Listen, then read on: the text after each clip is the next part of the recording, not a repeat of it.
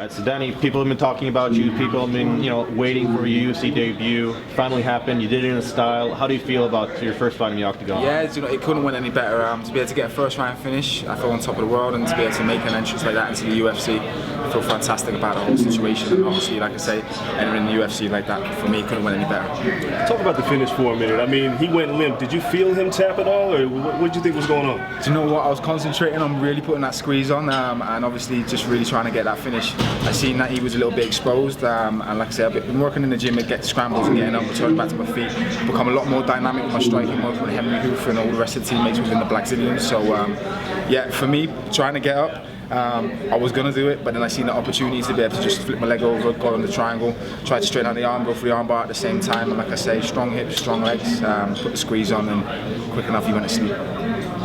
A lot of buzz about you, a lot of people, within the MMA community very excited about you. Did you pay attention to that, and did you feel like, all right, I really got to step up here? No, more so than anything, it's humbling, and it's more heartfelt, because the journey that I've took has been a long road. I'm somebody who came from nothing. I'm somebody who wasn't really meant to be at the top or meant to be able to see rising. So for me, it was more sort of on a personal level. It was like heartfelt, and to be able to see the response I had from people, it really kind of got me in the mood, got me motivated to get out of there, and to be able to give people what they want to see and put on a show. When did you feel like this is actually something, you say you come from a tough background, this is actually something that is attainable, this is a possible dream as opposed to an impossible dream? When did you actually feel that? I've actually felt that, like I said, I proved to myself, I fight demons myself. I'm always fighting against myself, not against the opponent on the other side of the ring, so the cage, rather. So obviously, for me to be able to go out there and fight by fight, I'm always proving myself that I'm doing it the right way, and I'm like I say, I'm stepping towards that dream and proving to others that it can be done, no matter where you come from, or what your upbringing is, or what your history or your past is. It can be done with a lot of hard work, dedication, motivation, and belief. Self-belief is the biggest thing that anyone can have, and don't let anyone ever tell you that you can't do it. So I've lived by them rules, and I'm here to prove to everyone that it can be done. So it's been a long time coming, and the last time you fought before this was in Cage Warriors, like over a year ago. Now you've been here doing media stuff. At what point did you really feel like, okay, I'm a UFC fighter, this is actually happening, this isn't a dream? It's kind of been, like I say, as I've been going through my career, and I've been getting the performances that I want, and bit by bit I've been chipping away at sort of the skill level, and extending my assets as far as martial arts go. I've really, like I say, been proving to myself that it can be done. So, like I say the last few fights, the performances that I've got, I've realised that I belong at the top with some of the best in the world, and I've got all the attributes to be able to put it across, performance-wise, level-wise, and I just really want to be able to show the world that I'm there to shine and put on performances, entertain people, and as well be able to make something for the future for myself and my family. So my baby hasn't got to go through what I went through. I really want to be able to turn things around and make him a proud kid, you know what I mean? When you say demons, what do you mean by that? When I say demons, I just mean like from an upbringing that I had, things were hard, and I never really got to be able to, I got the advantage and things like that, so I was always fighting against myself to be able to push myself to the limit, and like I say, I was one of them people that wasn't supposed to make it.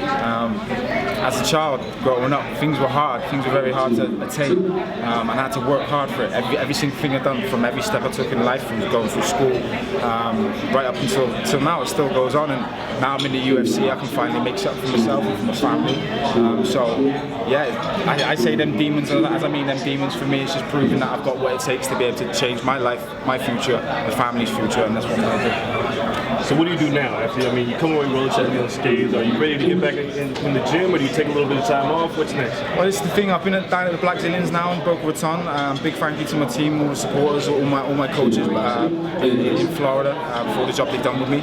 I've been there for 6 months now, I've been working real hard. So yeah, I'm going to go home. I've just had a little baby boy as well, so I'm going to spend a little bit of quality time with him. I've been away from him for 3 months now. I've only seen him for a week. So it's going to be nice to be able to go home, have some cuddles and that. Yeah, no, I'm fresh. So I'm hoping that the UFC, Dana, get me a fight, get me back out there. You've got UFC London coming up. I wouldn't mind getting on that card, you know what I mean? We've got a big fan base back at home.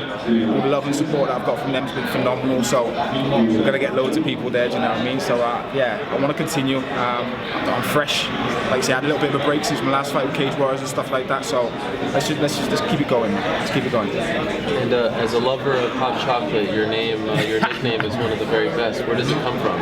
Oh, it's crazy how I got that. To be fair, I moved from London to another place up in the northwest called Liverpool. At the time, I was working security on nightclubs and things like that. And my boss actually just called me Hot Chocolate, my pure chance. Now, at the time, no one knew me, so I got introduced to the city as Hot Chocolate. It stuck by me, and it's been with me for 6 years.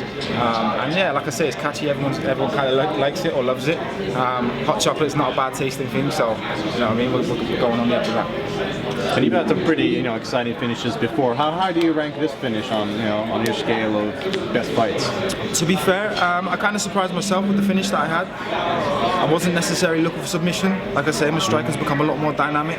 My power's gone through the roof. I was kind of looking to put him away, and I thought I was going to put him away as well, get that knockout bonus. But if Dana's feeling good and he wants to give a submission bonus or performance bonus, then I'm happy to take that at the same time as well. But yeah, as far as performances go, finishes are finishes.